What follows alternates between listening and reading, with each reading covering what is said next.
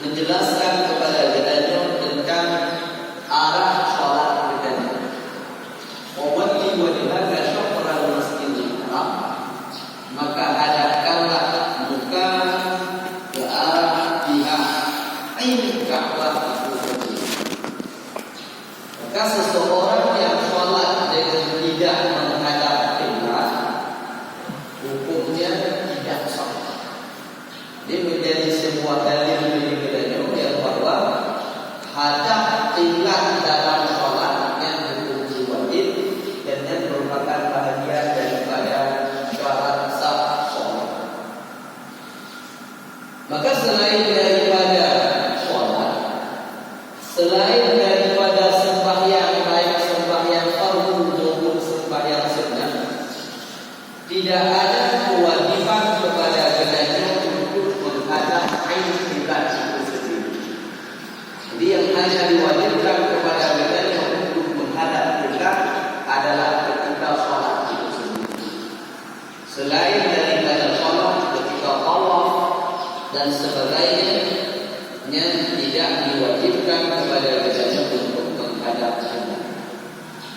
Dalil yang lain, suatu ketika bahwa Rasulullah sallallahu alaihi wasallam datang ke Mekah. Ketika beliau masuk ke dalam Masjidil Haram, lalu beliau mengisyaratkan kepada sahabatnya, wahai sahabatku, inilah kiblatnya. Wahai sahabatku, inilah kiblatnya. Jadi menjadi bukti isyarat Rasulullah yang ditunjuk oleh Nabi pada saat berdakwah ke Masjidil Haram. Dia menjadi bukti selain daripada ayat tadi yang bahwa kiblat merupakan arah yang dituju oleh orang yang tidak sholat. Di hadis yang lain Nabi mengatakan, sholatlah kalian bagaikan kalian melihat aku dalam sholat.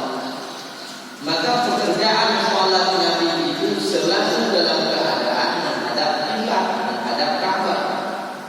Maka dapat diambil sebuah keputusan oleh ulama yang bahwa arah kiblat menghadapkan kiblat itu merupakan bahagian daripada syarat kesempurnaan atau syarat sahnya sholat.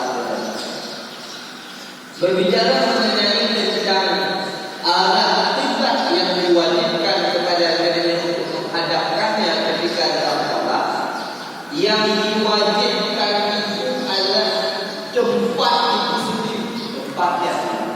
Tempat yang sago, lima sago dan yang kanan yang lima sago, kanan yang bangunan lima sago. Maka dinding Ka'bah itu bukan bahagian daripada kiblat pada saat.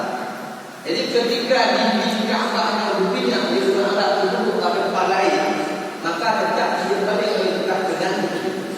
Karena yang diwajibkan itu adalah kanan, pedak kanannya hingga kepada udara, hingga kepada langit yang ketujuh. Menyuruh dari kanannya hingga kepada bumi yang ketujuh. Jadi jangan ada di Ka'bah dan binti-binti Ka'bah dan ada tetap dengan diwajibkan menghadap kanan pedak tersebut. Di umumnya itu kita Ka'bah, bidang kota aja sudah ada di bidang kota yang menghadap kota lain, tidak benar menghadap kepada tempat itu sendiri yang diwajibkan menghadap, bukan dinding Ka'bah yang dibuat itu. Lalu